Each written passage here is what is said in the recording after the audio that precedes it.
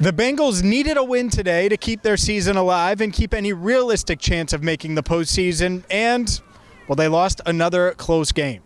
Hi again, everyone. I'm James Rapien alongside Elise Jesse. Welcome in to Cincinnati Bengals Talk here at Paycor Stadium, where the Bengals fall to the Steelers 44-38, and it's another one-score loss. You could start there. It's another close game against a winning team. It's another game where the defense just completely falls on its face after a bright spot to start the game. I mean, there's so many angles. There's so many things to do. After you watch this video, by the way, make sure you check out what Joe Burrow had to say, what T. Higgins and Jamar Chase and everybody else had to say, because it's all here on CBT.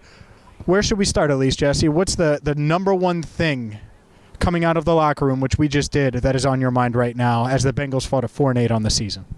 Well, first of all, welcome to the funeral for the 2024 Cincinnati Bengals season, because they talked all week, they knew they had to win this game. And instead, the defense forces one single punt, and they allow the Steelers, an AFC North team, to drop 44 points in their house.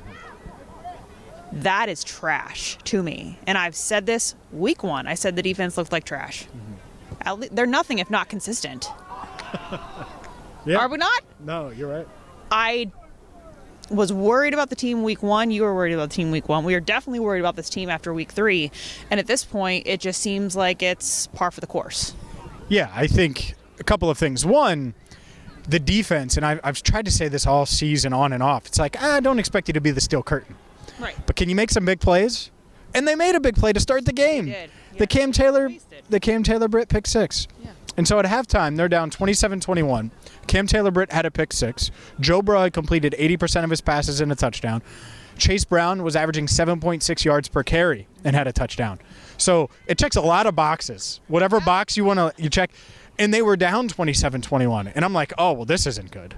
Yeah. And then the game gets away from them. It's 41-24. They rally back. It's not enough. It's a flawed team. And there are a bunch of guys that stand out. Geno Stone, again, bad angles, poor tackling, going back to the first quarter, so the Bengals take a 7-point lead. George Pickens, it could be George Pickens, it could be Slim Pickens, it could be Elise Jesse, it could be anyone out here catching passes, probably scores. I mean, it's a 17-yarder, and I don't know if he got touched, and it's because Geno Stone took a really, really bad angle. Geometry class or football geometry. I mean, that irks me because that's been something that's happened all year long. It's so interesting talking to some of the guys on defense, because you talk to Mike Hilton and he's like, we just got to make more plays. And it's like, yeah, we've heard that all season. Like, yes, love Mike Hilton, respect him, but we keep hearing the same thing. And it's feeling really ridiculous asking the guys questions because you keep hearing the same thing and you keep getting the same bad results. Like, they keep talking one way, but I don't know if it's not the right position. I don't know if maybe Geno Stone is confused. Maybe he doesn't feel comfortable in what he's being asked to do. I don't know. I do know one thing. They do not have the vocal leadership that they need on the sidelines, at least. They might have some of that in the locker room with Mike Hilton and Joe Burrow and Jamar Chase and guys like that.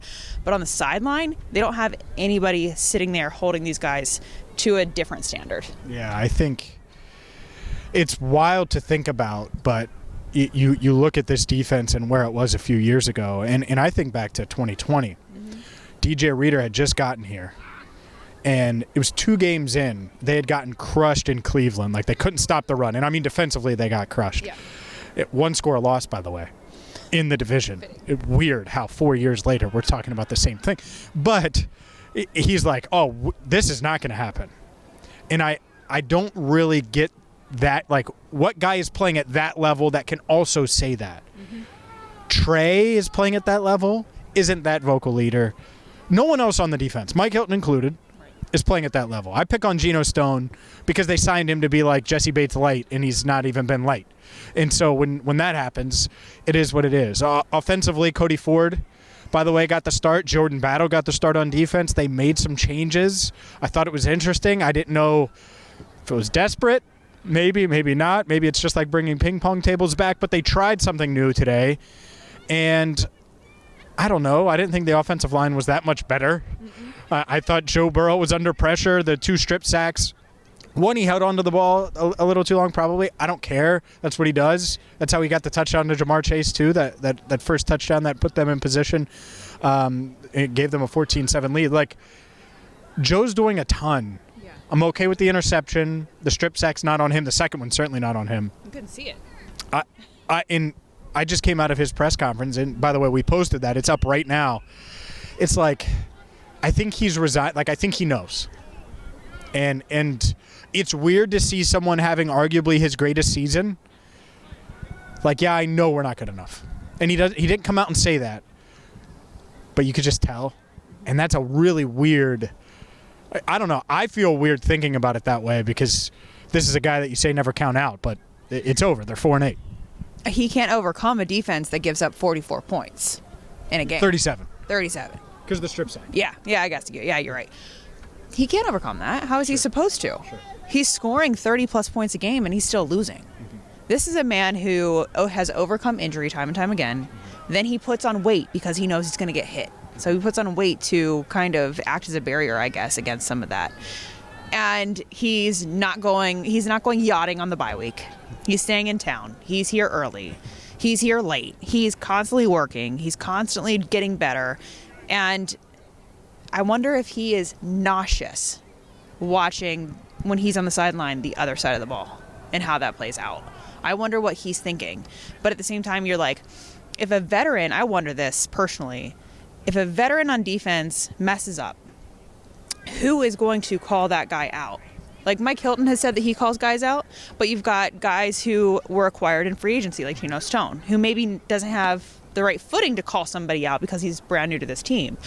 Or maybe you have new guys, like Jordan Battle's not new, but he's new enough to where he maybe doesn't feel comfortable calling out a veteran if they mess up. Do you know what I mean? And he hasn't produced enough. And he hasn't produced enough to do that either. Yes. And I don't know if they have enough guys to be able to have the super difficult conversations that have to be had on the defensive side of the ball. Yeah. Because you have, like Von Bell can be a vocal leader, right, but he's not playing at that level anymore. They're only going to respect you if you are playing at that level. If you are playing at a high level, then they will respect what you have to say. They will respect if you have criticism for them. But if you're not, no doubt. But if you're not, then you're just talking trash and you stink. Yeah, yes, exactly. And that's where they are, though. That's the position that this defense is in, unfortunately. No doubt. I mean, when you said the one punt, I was like... Your eyes, your facial expression, you're like... I literally went through every possession. And, like, this isn't the greatest show on turf offense here.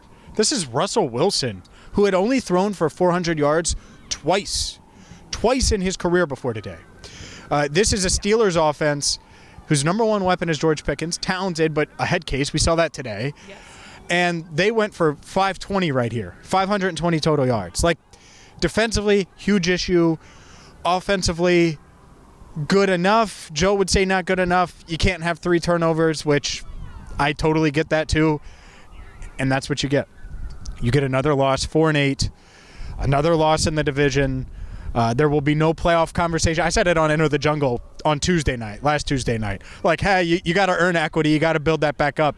With equity, no building it up anymore. It's over at 4-8. But, the Bengals, tough sledding from here, at least. I think it's also extremely disappointing, not just for fans, but for players as well. I mean, coming out of a bye, and you're 4-7 going into the bye, you would think that maybe you would see enough, changes, not to the coaching staff, but just in the scheme, like maybe something different than we've been seeing. You know what I mean? Like I feel like I'm like watching a crazy show here.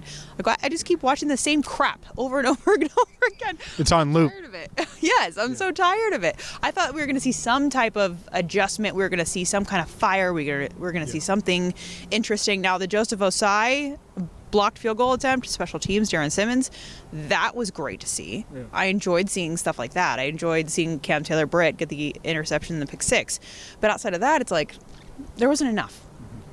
It's leaving a lot to be desired, and I'm tired of saying that. I tweeted something during the Bengals' first possession, and I told you about this when we were coming down. Because before the game, whether it was on Locked On or whether it was here, I said multiple times, I need more nasty. I need these guys to be nasty. In the trenches, you're going to have to be nasty. Because the scheme stuff, it's hard. It's hard to make changes, even during the bye. Like, I love it. I love the idea of it. I also think that the defense is kind of what it is right now. But can you be a little nastier? Can you hit hard?